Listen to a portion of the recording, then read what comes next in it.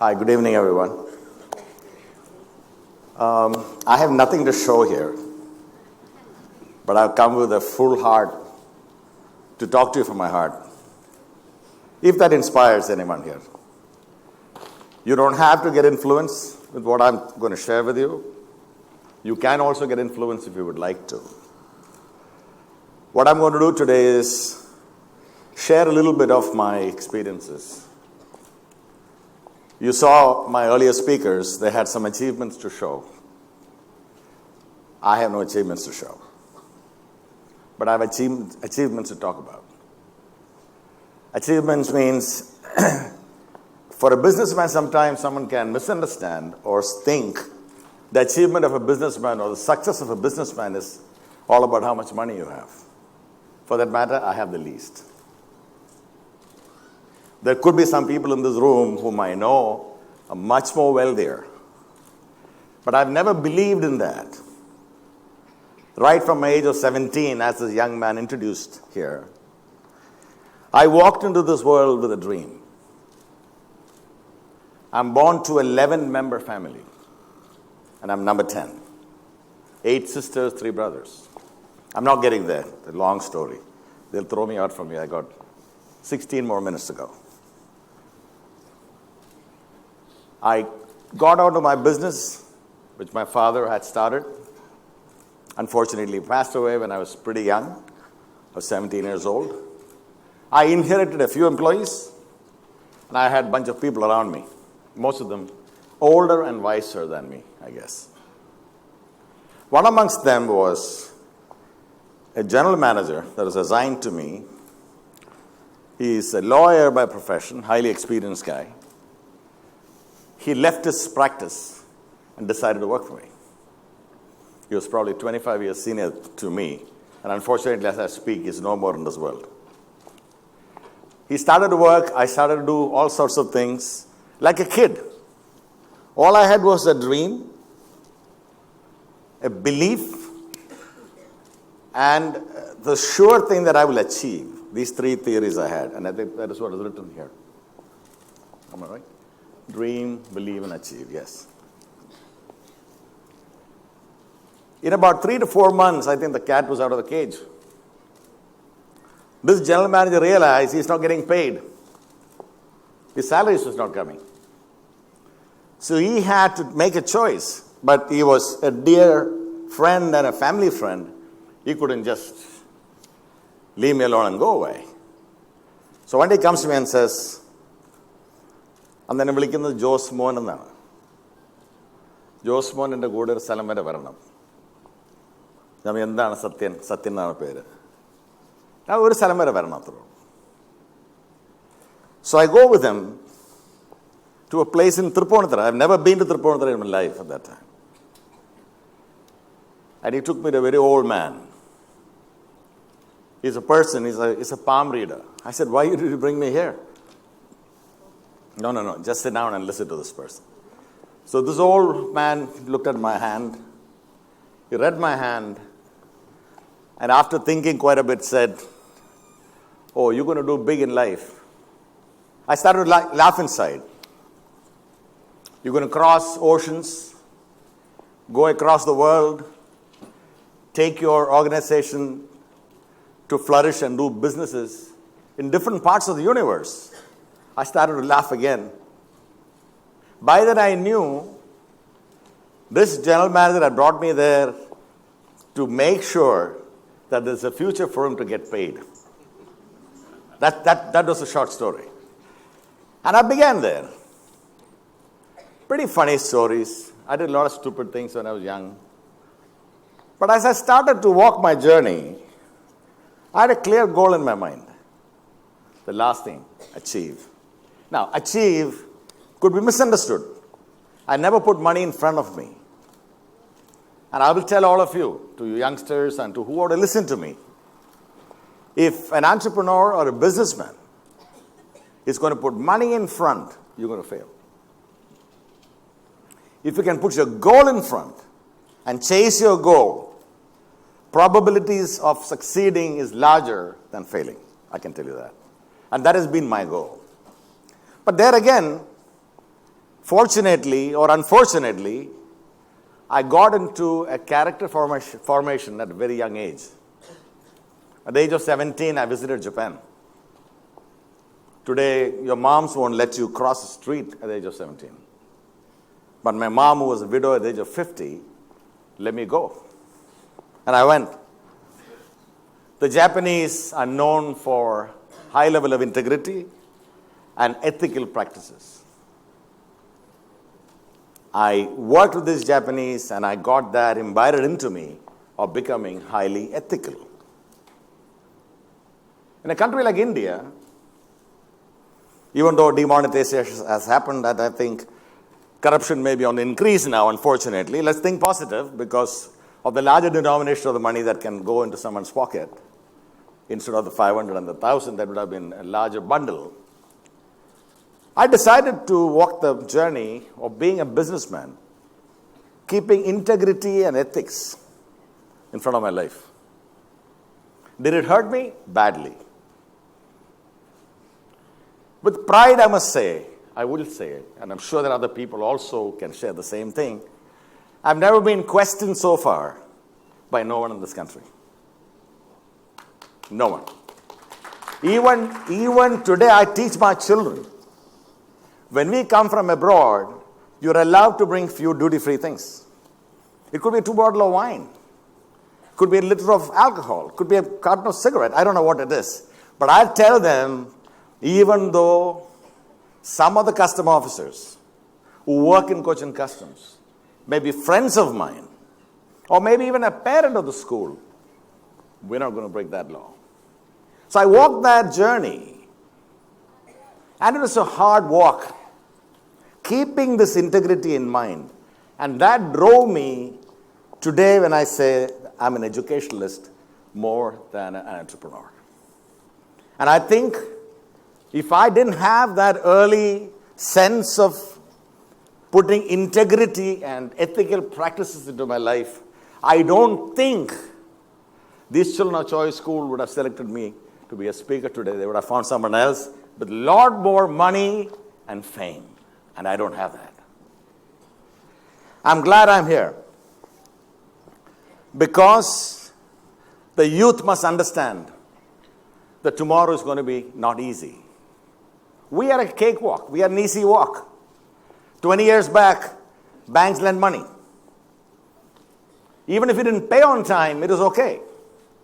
There is no provisioning norms like you have today. Today is a tight walk. You take a loan, you don't pay in 90 days, you're done. Look at unfortunate scene of our great businessman Vijay Mallya. A man who united, who brought the name of the country to a brand called Kingfisher. You go to Japan, you go to London, you go to Paris, you go to New York. Who wouldn't attach India to the brand Kingfisher? But look at him today. I did understand this very early, and I must say, if I have to tell you some stories, I have more of sad stories than happy stories. Because my failures in life was more than success. But the question is, the good news is, I survived. In 94, when I attempted to start an airline,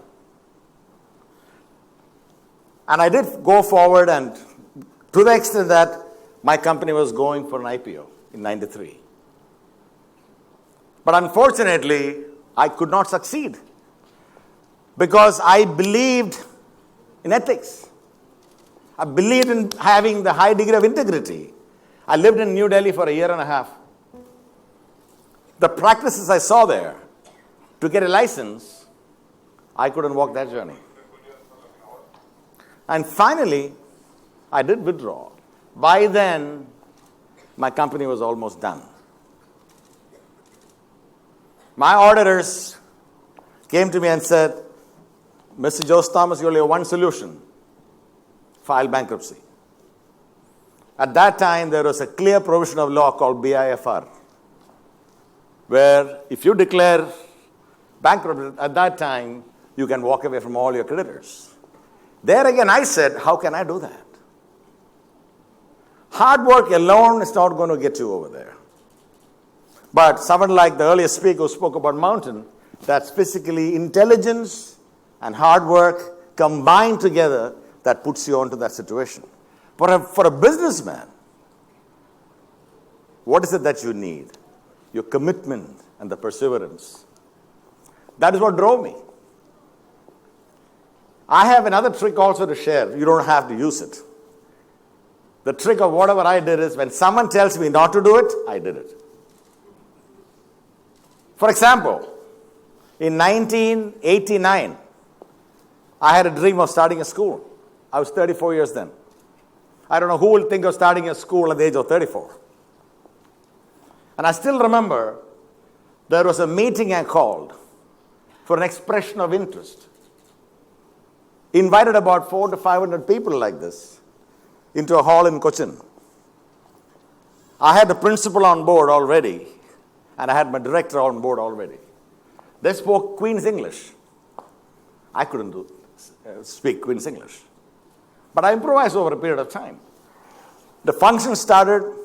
I don't know, most of you know, you can put numbers together. When I came into business age of 17, you can imagine, I haven't seen the four walls of a college. I haven't. You can put that number together. So I was sitting on the stage wondering, what do I speak? How do I speak? I was nervous. And as I was sitting there getting prepared for my speech, one other person who's standing on the side brings a small note and gives it to me. As I was sitting there, the note said, "What is your qualification to start a school?" That is what made Choice School today. That drove me to chase that dream. That gave me the vigor. Go for it. When I was trying to build the tallest structure in Kerala, the apartment, which you see right here, I called my architect and said, "Hey, I'm not a builder, by the way. I'm only a concept creator. It's like an artist. I like something, I do it. I'm not a builder today. I don't even have one bag of cement or steel lying around in Cochin, nor a piece of land that is idling." But when it came to this one, I said, "Hey, let's put something together here." So as usual, he brought me a building with 3 buildings together, a swimming pool in the middle, a little children's park. I looked at it and said, people have done this before.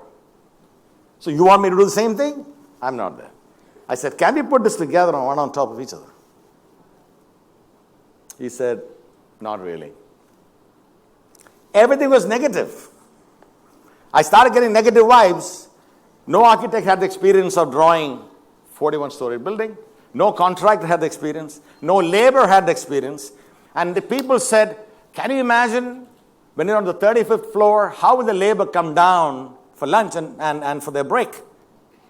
How long will it take for them to go up and down? 8-hour shift. They'll be walking 2 hours. I was enjoying all this because I said to myself, I'm going to do something which others will not attempt. If I could do the same thing which others could attempt, then I'm one amongst them. And I don't want to be so. I went to the United States. I partially live in New York now. No one knows really what I do there. Even some of my friends here. I had never planned to tell anything because it's not a question of keeping it confidential. It's a question of there's no point.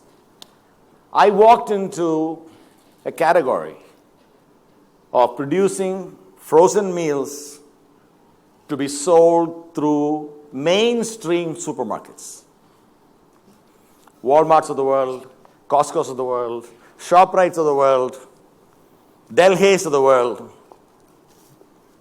When I was going in, I had an Argentinian CEO. He was from Argentina. He told me, amigo, this business is not meant for you. I said, what do you mean by that? This is for big boys. Nestle, Unilever, Conagra, Pinnacle Foods.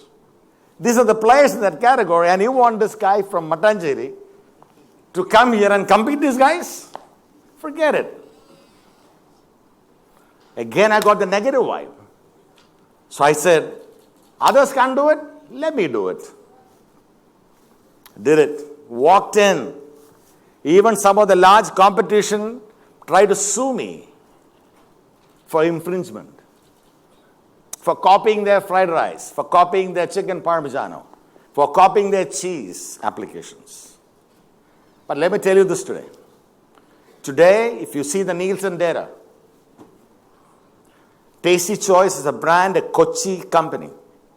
It's the number 5 list in that category in the United States. I treat this as an achievement. From where to where? A kid, age of 17, with no basic or college education, tries and tries and tries and fails and still don't give up, and still keep going, and I'm still keep going. I'm going to be in business for another 40 years.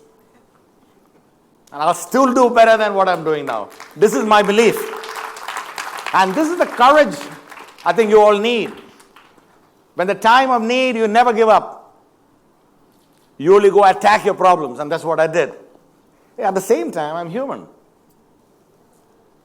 I love my 3,000 children. And the day I leave this world, they all will come. But if I was only a businessman, who will come?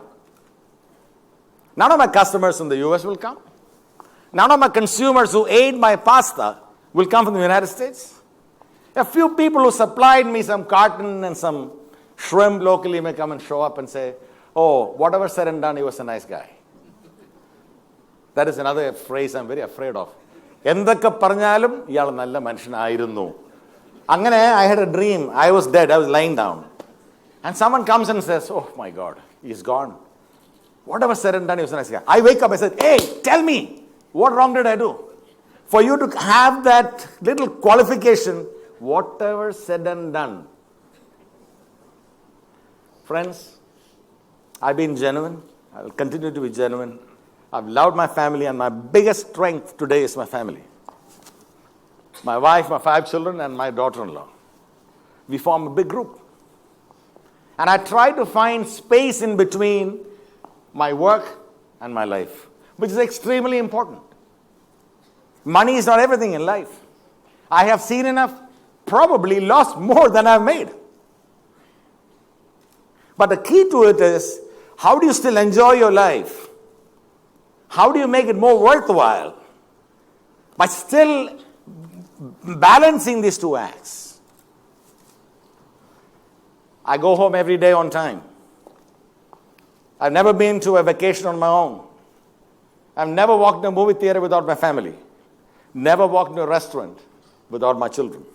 And today the most upsetting thing with me would be, if you want to irritate me, my children know, I cook every night for my family. No negotiation on that. Every night, including last night. So sometimes when I've traveled from here to the US, 22 hours of flight, I get home at 8 p.m., kitchen is clean. So I ask my wife, what's up for dinner? She says, nothing. Why? The children won't eat what I cook. I said, that's not a competition. She says, you know what? They love what you do. I come and cook. I serve. But this last Christmas, I was in the US and I had a good friend, Mohanlal, with me, spending the Christmas with me. So we both decided, he's also another crazy cook. So we were cooking in his home, morning till evening. And I all had my children there and my family. We were so excited to serve. We served and all of them were not there. They were doing their own thing. I was very angry. That is not anger. That is the feel of a father. So I have a strong man in me called this JT, this risk monger. At the same time, I'm a father, I'm a husband. And I've been able to do this positioning of myself, making this clear divide of a wonderful family life, few friends, very few, a good team of employees who work for me, close to 2,500 people, I think, work for me. I'm a happy man. Thank you, TEDx Choice, for this opportunity. Thank you for listening to me. You can draw your own inference from what I spoke. But I hope you can carry something with you when you go back. I have no data to show you. I have no photograph to show you my achievements. Yeah, I've got a few awards here and there. Yeah, once I got some export award. I don't want to show that. But what I have is a truthfulness in me. And what I've shared with you today is all from Dil Se. Thank you so much.